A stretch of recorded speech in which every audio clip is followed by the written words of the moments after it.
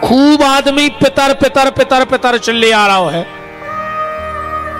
अब तुम्हारे एक जने हाथ उठा के बता दे कि पितर कितने प्रकार के होते। ये तो दाएं हैं कई पितर, पितरों में मिलाने पितरों में, कौन पितरों में मिला रहा है? क्या है पितर? अच्छा एक चिट्ठी लिखो तुम, पूरी लिख दे भीतर, लिफाफा पे पता डारियों ने कहां जे है वह। ऊपर जब सही पता नहीं लिखा तो चिट्ठी किसके जाएगी? और चिट्ठी में भीतर कच्छू ने होए, ऊपर सही पता भर लिखो होए तो ठिकाने पे पहुंचे कि नहीं पहुंचे। अब तुम पितर पितर लगे हो, तुम्हें पता है नहीं या पितर को कहा उठे, को कौन पितर बनत है। अब तो कई पितर हैं पितर। आज के बाद ध्यान रखना। अच्छा जब पंडित जी ने कथा कराई, कई 2 आहुति पितरों की छोड़ दे, 2 गुरु मंत्र की। अब कहा छोड़ दो तुमने, वो साकल डार दो अकेलो। पितर होते हैं 3 प्रकार के, ध्यान से सुनना। कितने? 3 प्रकार के। वसु पितर, रुद्र पितर और आदित्य पितर। ये बनत को है। हमारे माता पिता जब शरीर त्यागते हैं तो ये बनते हैं वसु पितर।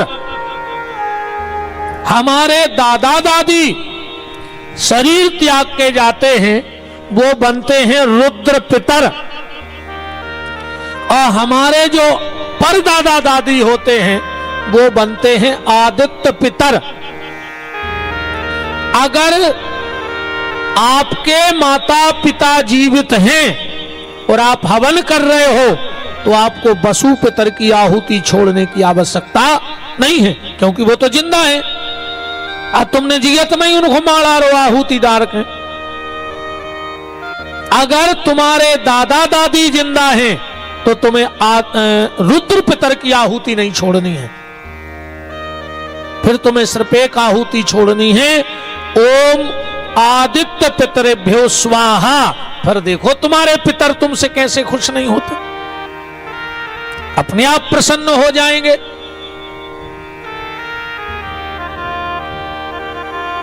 तो ध्यान रखना। आज के बाद हमने पहले ही दिन आपसे कहा था कि आपको वो बात बता के जाऊंगा जो आप पहली बार सुनेंगे। तो जब भी हवन करने बैठो तो अगर माता पिता हैं तो वसु पितर की आहुति नहीं छोड़ना, और नहीं है तो वसु पितरेभ्यो स्वाहा। फिर दादा दादी को आहुति दो, रुद्र पितरेभ्यो स्वाहा। फिर पर दादा दादी को आदित्य पितरेभ्यो स्वाहा। अब बात बहुत बढ़ जाएगी। किसी भी देवता का हवन करा लो, शंकर जी का, राम जी का, दुर्गा जी का, गणेश जी का, मंत्र कोई नहीं बोलेगा, पर आखिरी में पंडित जी कहेंगे स्वाहा स्वाहा। हर मंत्र के पीछे स्वाहा क्यों बोला जाता है? बोलते कि नहीं बोलते? मंत्र किसी का हो पर आखिरी में क्या कहेंगे? स्वाहा। अच्छा पितरों के हवन में स्वाहा नहीं बोला जाता। जब पितरों की पिंडा की पूजा होते तो स्वाहा नहीं बोली जाए, वो तो कही जाते है स्वधा स्वधा स्वधा। और जब हम लोग या ऋषि महात्मा का तर्पण करते हैं तो ना वहां स्वाहा बोला जाता है ना स्वधा, वहां कहेंगे प्रियंता नमः। ऐसा क्यों?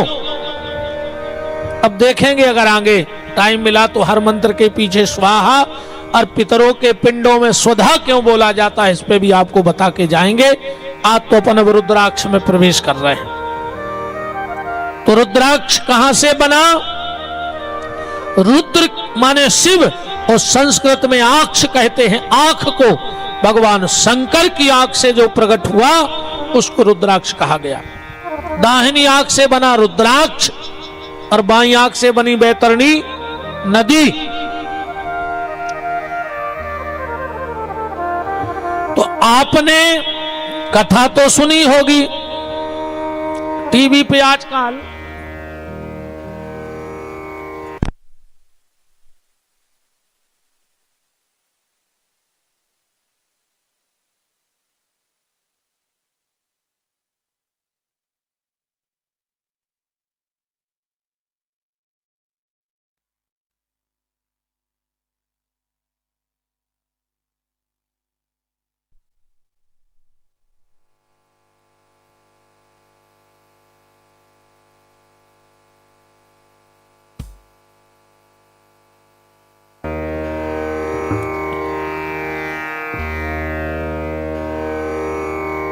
एक मुखी से लेके 14 मुखी तक के रुद्राक्ष हैं। एक मुखी से लेके कितने? 14 मुखी तक के रुद्राक्ष की कथा से महापुराण में है। किस रुद्राक्ष को किस देवता के नाम से धारण करना चाहिए और किस कामना के लिए कौन सा रुद्राक्ष व्यक्ति को पहनना चाहिए। अब यहां लिखा है, एक वक्रः शिवो साक्षात् भुक्ति मुक्ति फलप्रदः तस्य दर्शन मात्रेण ब्रह्म हत्या वपोहति। एक मुखी रुद्राक्ष साक्षात भगवान शिव ही हैं, साक्षात शिव हैं भगवान। एक मुखी रुद्राक्ष यह कौन से पाप को दूर करता है? एक मुखी रुद्राक्ष बोले, तस्य दर्शन मात्रेण ब्रह्म हत्या वपोहति। अगर किसी को ब्रह्म हत्या लग गई हो तो उसको एक मुखी रुद्राक्ष पहना दो तो ब्रह्म हत्या का दोष समाप्त हो जाता है। एक मुखी रुद्राक्ष ब्रह्म हत्या के दोष को खाली उसका दर्शन मात्र करने से। अब आजकल तो एक मुखी रुद्राक्ष खूब टीवी पे तुमने देखता ही हुई हो, नहीं क्या? जब भी बड़े हो से कहते हैं, मैं एक हफ्ते पहले बड़ा परेशान था, फिर मेरे एक परिचित ने मुझे बताया, फिर मैंने एक मुखी रुद्राक्ष मंगाया, 3 महीने में मेरी 4 फैक्ट्रियां हो गई। अच्छा, तो जे के में धरे हो गए तो 200 फैक्ट्री कहां है क्या? जब तुम्हें 3 महीना में 3 फैक्ट्री हो गई। एक मुखी रुद्राक्ष बहुत कम होते हैं, नेपाल में होते हैं। ध्यान से सुनना, हम अभी पिछले साल ही नेपाल शिव महापुराण की कथा गाने गए थे।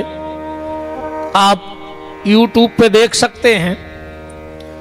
इतना भर बोल देना विपिन बिहारी नेपाल कथा, तो हमारी काठमांडू की कथा डली है नेपाल की।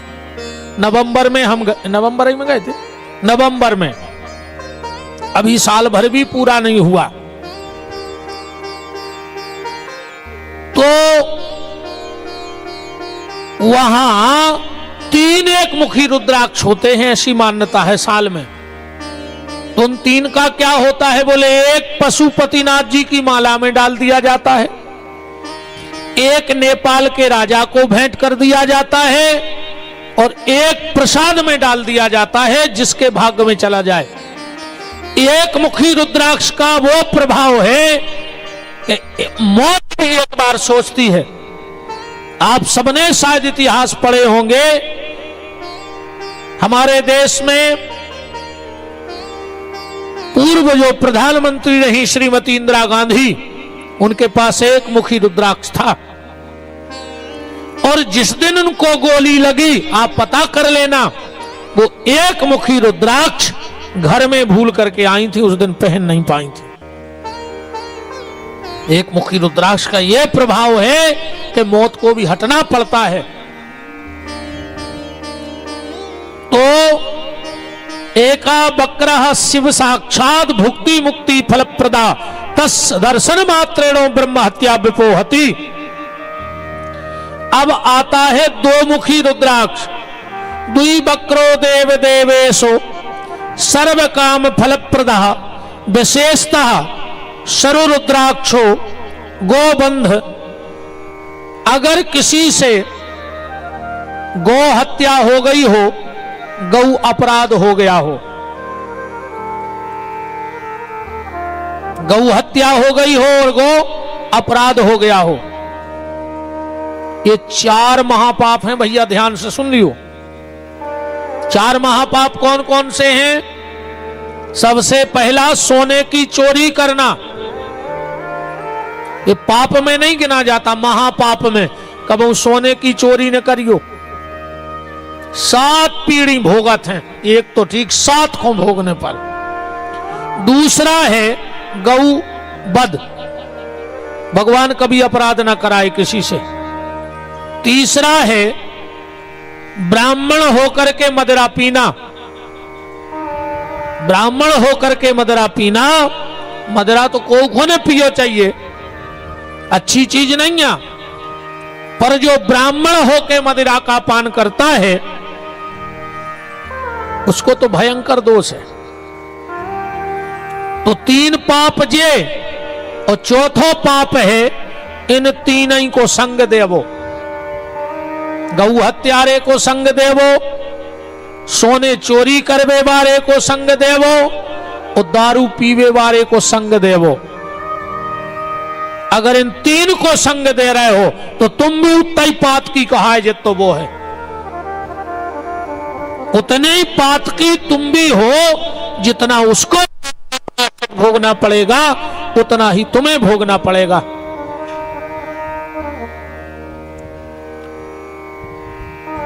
और अगर ये 3 पाप बन गए हों तो प्रायश्चित तो देखो ऐसो लिखो है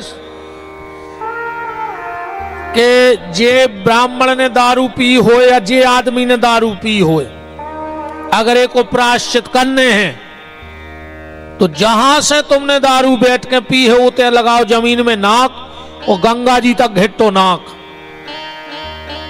ठीक। उते जाके खोद गो एक भाटिया, ओ पे चढ़त जो बड़ो गंजा, ओ में डाल गो तेल, और जब वो तेल खोल जाए सो में 10 मिनट बैठ लियो। जब है कहूं जो पाप दूर हो जाए, ठीक। और हमने परसों कही थी कि ऐसे भजन से कच्छू नहीं होए कि हरे राम हरे और घर में मुर्गा दारू धरे, वो करा वैसे भजन से भगवान के प्राण खाए ले रहे। कई काहे, कई खाली 9 दुर्गा में नहीं लेते, और नमे को हवन करो पगुआ पेड़ गए। दुर्गा जी नहीं जान रही, भगवान नहीं जान रहे। 9 दिन गणेश जी धरे हवन भाव, अब कई विसर्जन खो जाने, कई तो नकलारी नो हो आए। अच्छी पी लाई दारू, एक्सीडेंट में मर गए, कई गणेश जी ने हमारा मोड़ा ले लाओ। जा नहीं देखी कि मोड़ा ने दारू लाई थी सो मर गाओ। गणेश जी आए थे तुम्हारे मोड़ा की घुटकी मसक में है, दारू पी के शराबे जा रहे, दारू पी के लड़ रहे भिड़ रहे, और गणेश जी दुर्गा जी का करन लगे तुम्हारे मोड़ा के संगे, बताओ। भगवान सब जानत हैं। अगर ये गलती से 3 अपराध बन गए हो तो एक प्रायश्चित मगर है, भगवान अगर ऐसा जोग जोर देवे तो जरूर ऐसो काम कर लियो तो ये प्रायश्चित से मुक्ति मिल जाए ना नहीं मिलने। 2 मुखी गौ माता अगर मिल जाए तो की परिक्रमा कर लियो तो ये 3 ही पाप नष्ट हो जात, फिर को प्रायश्चित नहीं भोगने पड़े। 2 मुखी गौ माता जाना तो 2 मुखी गौ माता कहां है? पथरिया में तो है, तुम्हारा नहीं है पता? पथरिया में है 2 मुंह की गैया। ये तुम्हारे जब से रह रहे हमें 5 दिन हमें पता पड़ गए थे आके है को पता उठाओ हाथ। चलो तो नौरों बता दिए जे की हो इसमें बेचारे परिक्रमा लगाया, ठीक। इन्होंने से पूछ लियो 2 जनों से, वृंदावन बिहारी लाल की जय हो। तब हम आगे बढ़े, जो चीज तुम्हें पता है बाने बते हम।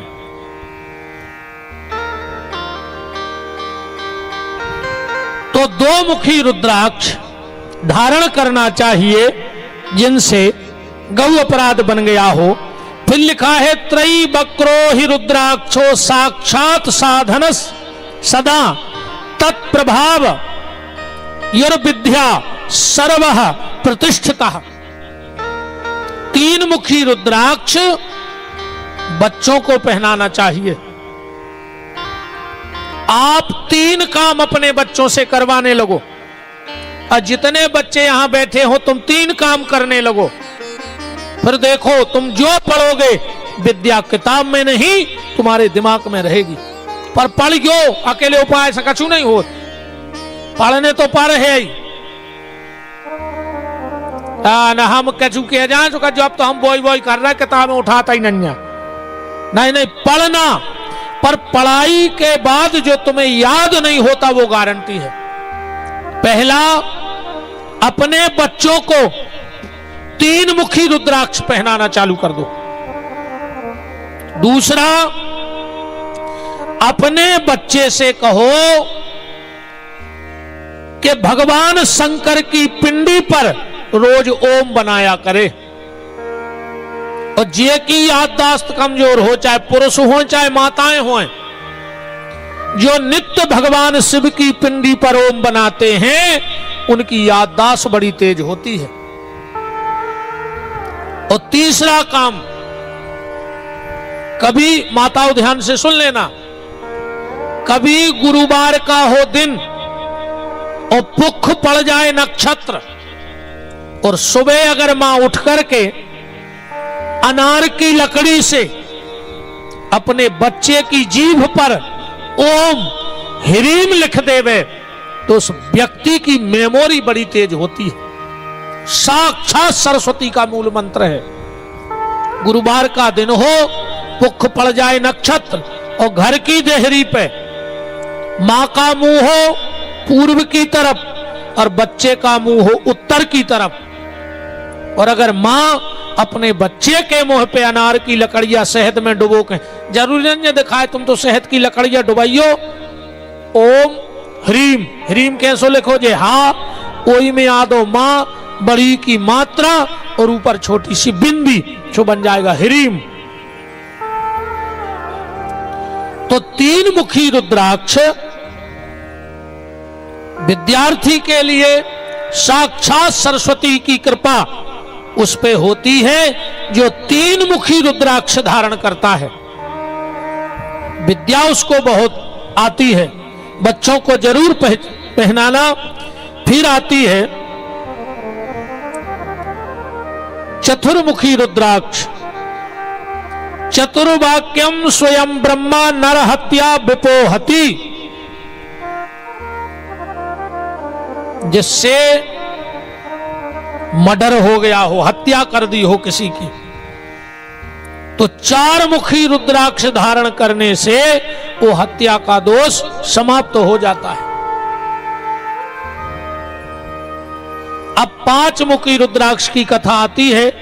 पंचवक्रम स्वयं रुद्रा कालाग्नि नामता प्रभु, सर्व मुक्ति प्रदश्चैव सर्व काम फल प्रदः।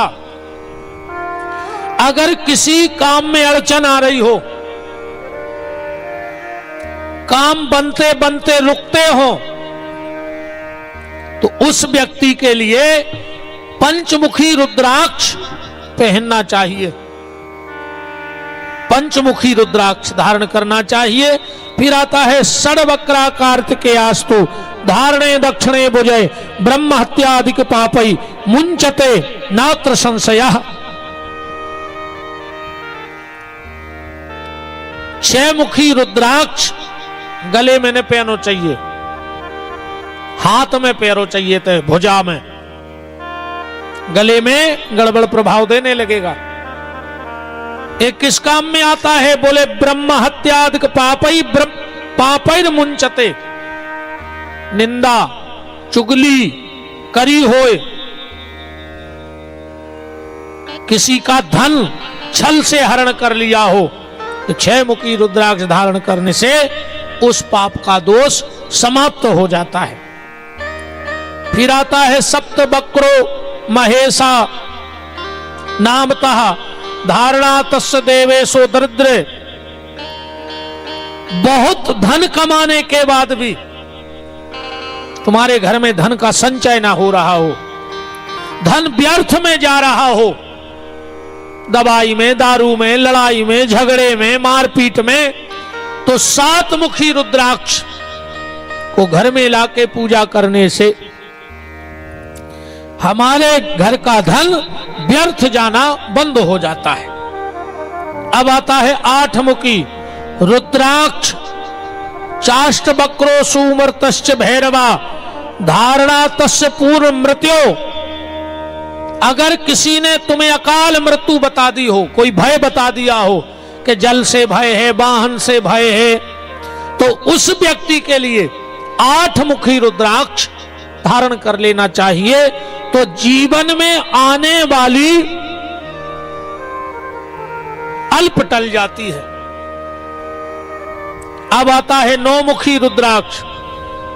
भैरवो नव वक्राश्चो कपलाश्च मुनि स्मृतः तिष्ठन्ति नवरूप माहेश्वरी। जिस बेटी या बेटे के विवाह में विलंब हो रहा हो, माता पिता को बड़ी चिंता हो, तो उनको 9 मुखी रुद्राक्ष धारण करा देना चाहिए। जो शादी के पहले लड़का 9 मुखी रुद्राक्ष धारण करता है, उसे बड़ी शिक्षित, सद्गुण और कुलवती पत्नी की प्राप्ति होती है, और बेटियों को बड़ा सुयोग्य और सुंदर वर प्राप्त होता है। अगर शादी में दिक्कत आ रही है, परेशान है मां बाप, तो 9 मुखी रुद्राक्ष धारण करवा दो। 10 वक्रो महेशानि स्वयं देवो जनार्दनः धारणा तस्य देवेशो सर्व कामान वाप्नुयात्।